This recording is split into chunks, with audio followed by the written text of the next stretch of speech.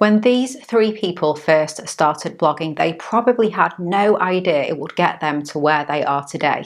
In this episode, I'm sharing the incredible stories of three business founders and industry leaders who started their inspiring journeys by doing one simple thing: writing a blog. Keep listening to find out who. Welcome to the Content 10X Podcast, the show where content creators learn how to harness the power of content repurposing. And now, your host, Amy Woods. Hello and welcome to the Content 10X Podcast. I'm your host, Amy Woods, and in this episode, I'm talking all about the power of blogging and where it can lead. Is blogging dead? With so much multimedia content out there, we're encouraged to create videos and audio content, live stream, create visually engaging content. So is the simple act of writing worth your while? Do people want to read anymore?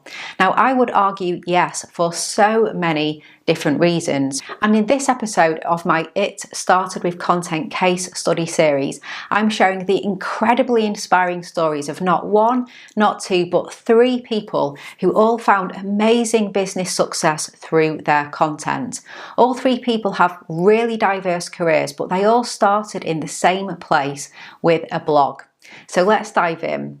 Now, firstly, introducing Brian Clark, the founder of Copyblogger. If you've not heard of Brian before, here's what you need to know. He's a writer and entrepreneur. He's been featured in Forbes, and he's the founder of the most influential content marketing blog in the world. But how did he achieve this? When Brian first started Copyblogger in 2006, he had one focus: building an audience. That was his main priority above all else. There was no big business strategy or overarching method. He just wanted to grow a following, find out their problems and desires, and then figure out a product to help them later down the line. He did this by consistently publishing informative and useful content, sharing high-value articles consistently, and it kept people coming back. And as he watched his audience grow, he also started to see their pain points. Paying attention to his audience gave Brian a keen insight into what his audience wanted and, crucially, what they would pay for. So when he did start producing products, his audience went wild for them. Now, Copyblogger is a WordPress software company and an online education and training company, generating millions of dollars of revenue every year. Now, I find Brian's story so inspiring because he used his blog to create his business rather than the other way around. So not the traditional route of starting a business and then adding a blog. And the most important point is he wouldn't have a business if he hadn't started a blog. For my second inspiring example, let me introduce you to Nathan Barry, the founder of ConvertKit.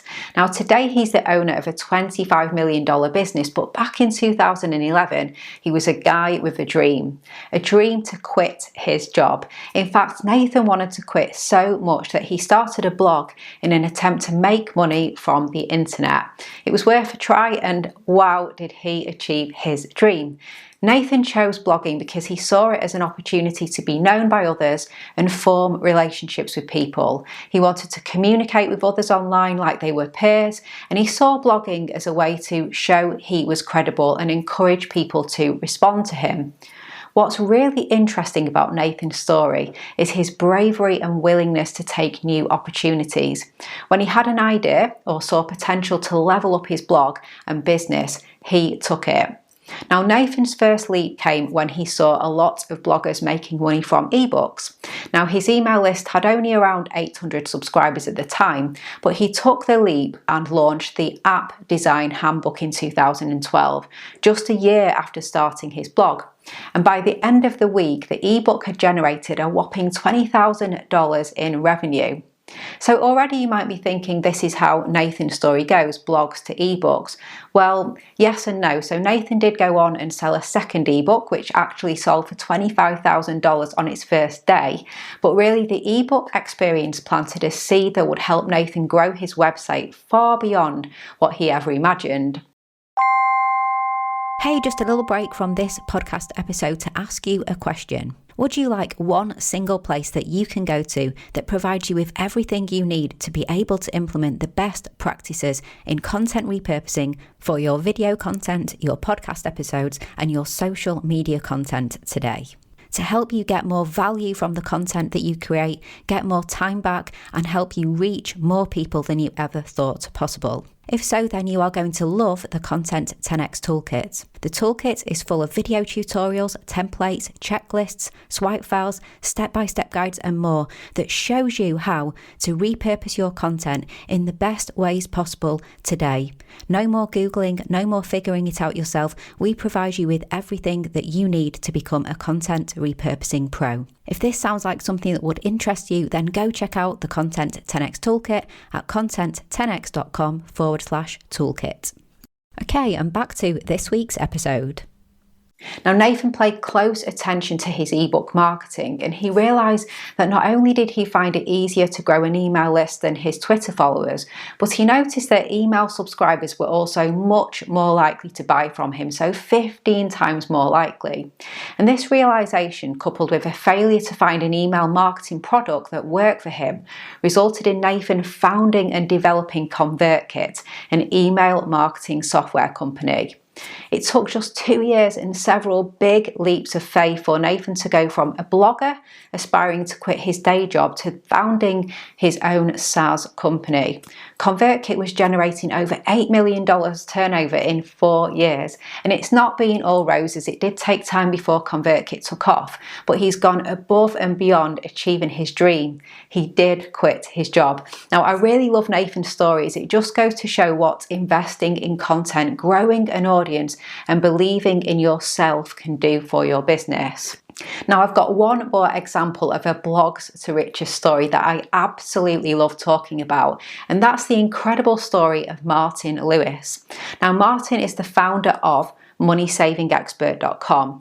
So we all know the power of an email list. Email subscribers are more likely to champion you and buy from you, so growing your email subscriber list really can be paramount to business success. Well, imagine the power of a 7.5 million strong email list. That's how many people signed up to Martin Lewis's free weekly email through his MoneySavingExpert.com website. So who is Martin Lewis and how did he do it? For those of you who aren't familiar with him, Martin Lewis is a financial journalist who is extremely well known in the UK. He's the go-to authority for financial advice on everything from buying a house to redeeming McDonald's vouchers. He's a regular on British TV programmes, and he has his own TV show where he shares up-to-date money-saving tips, and he educates his audience and answers their questions live on his show. And he's become one of the most credible finance personalities in the UK, and it all started with, you guessed it, a blog. Now, in 2003, Martin spent £80 setting up his blog. At the time, he just wanted to provide information to others. He had no big dreams of starting a business. He simply wanted to use content to educate people to be better with their money. So the Money Saving Expert website did exactly what it said on the tin. Martin shared ways that everyone and anyone could save money. It had a huge target audience and provided high-value free content that people just couldn't get enough of. And as the site's following grew, so did Martin's platform. His content became so valuable to people that surveys show people trust him even when he's talking about something that isn't money related.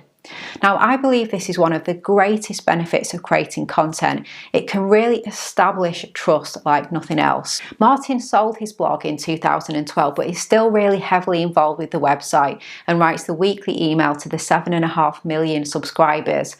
And his dedication to providing his audience with content they couldn't get enough of really is a tale of spinning straw into gold, as The Guardian reported in 2019.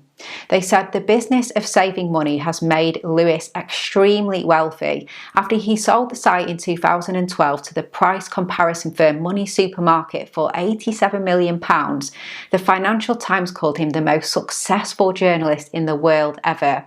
A year later, he was the 7th most Googled celebrity in the UK, nestled between Taylor Swift and Beyonce. So how's that for a rags to riches content journey? So I hope this episode has shown you that it's possible to go from zero to hero with your content. It starts with getting started. If you work hard, stay focused and consistent and provide quality content that your audience loves, then who knows where it might take you.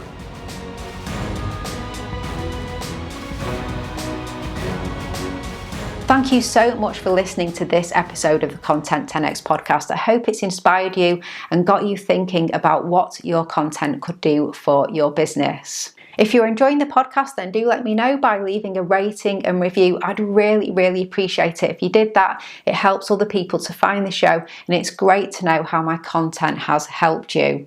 And also, if you didn't know, we have a weekly newsletter where I share inspiring content stories as well as repurposing tips and tricks. So if you want to sign up for that, then just head to content10x.com and you'll see how you can sign up for that, as well as find out all about our content repurposing services, and you'll be able to grab a copy of the book or our toolkit as well at content10x.com. So thank you so much for listening to this week's episode, and I'll catch you in the next one.